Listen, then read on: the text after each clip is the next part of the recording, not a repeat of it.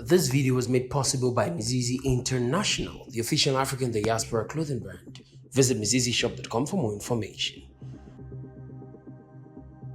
On the evening of Monday, April 22, 2024, the UK Parliament officially passed the controversial bill to send asylum seekers to Rwanda into law, with Prime Minister Rishi Sunak promising to start the first flights to Kigali within weeks.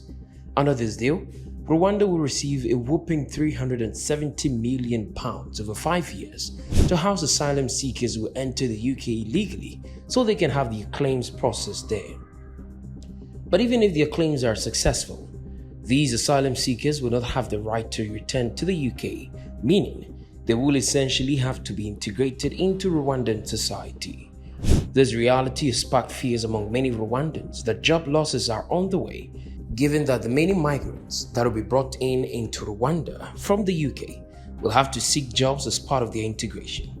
Before we dive into our topic today, if you haven't already, please consider subscribing to our channels and ringing the bell to be notified about all our exciting future videos.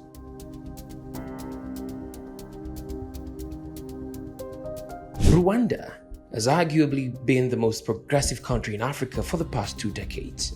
This is attributed to several factors: a focus on rebuilding agriculture after the genocide, a government committed to reducing corruption and establishing a business-friendly environment, and significant investment in human capital through education and healthcare. This has led to a booming service sector and a growing manufacturing industry. Rwanda is also lauded for its stability and safety. However, there are challenges. According to the World Bank, more than half the country's estimated 13 million people live on less than $2 a day.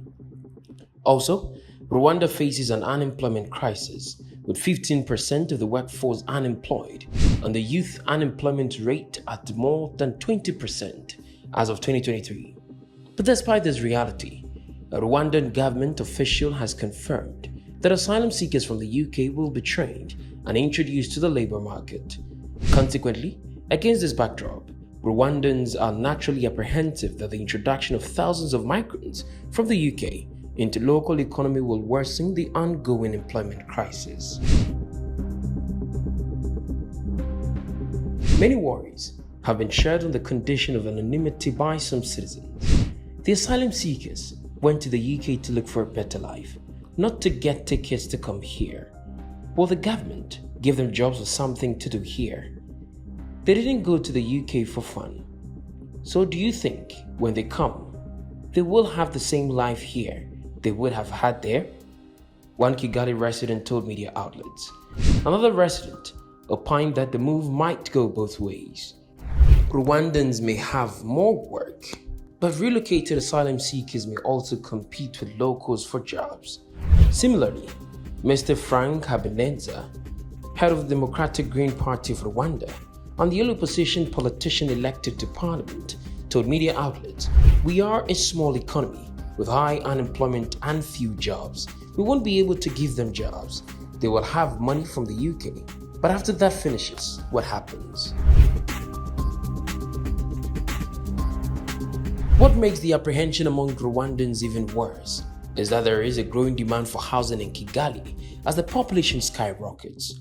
According to Kigali's administration, 60% of the population lives in informal settlements that are vulnerable to natural disasters caused by climate change, while just 9% of Rwandans can buy the cheapest residences on the market. What's more, thousands of individuals were homeless after the government raised informal housing in Kigali in 2019, granting just roughly $100 per person for temporary relocation to those who own the property they were inhabiting at the time of the destruction. Also, the lack of affordable housing is expected to double by 2050 as the city's population grows and the government fails to meet home development targets. In light of these realities, it is easy to see why there is outrage and alarm over the government's decision to repurpose premium spaces like Hope Hostel and Buiza Riverside Estate to house asylum seekers from the UK instead of Rwandan citizens grappling with the housing crisis. In conclusion, the UK asylum deal with the Rwandan government poses a complex challenge. showcasing the delicate balance between economic opportunities and domestic concerns. While the influx of funds and potential for employment growth from the migrants' arrival initially seemed promising, the reality of Rwanda's existing unemployment and housing crisis rightly cast a shadow of apprehension among citizens.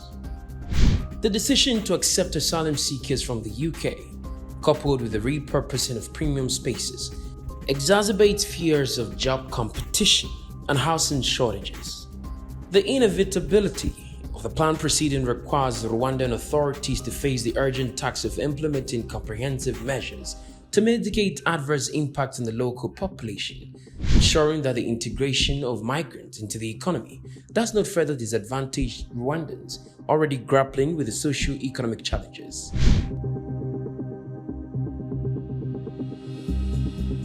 Your perspective matters. What do you make of asylum seekers relocated to Rwanda, competing with locals for jobs amid an employment crisis and housing shortages? Share your thoughts and insights in the comments section below. For continued updates on global affairs and diplomatic development, be sure to subscribe to the New Africa channel. Stay informed, stay engaged. Thank you for watching, and we look forward to bringing you more insightful content in the future.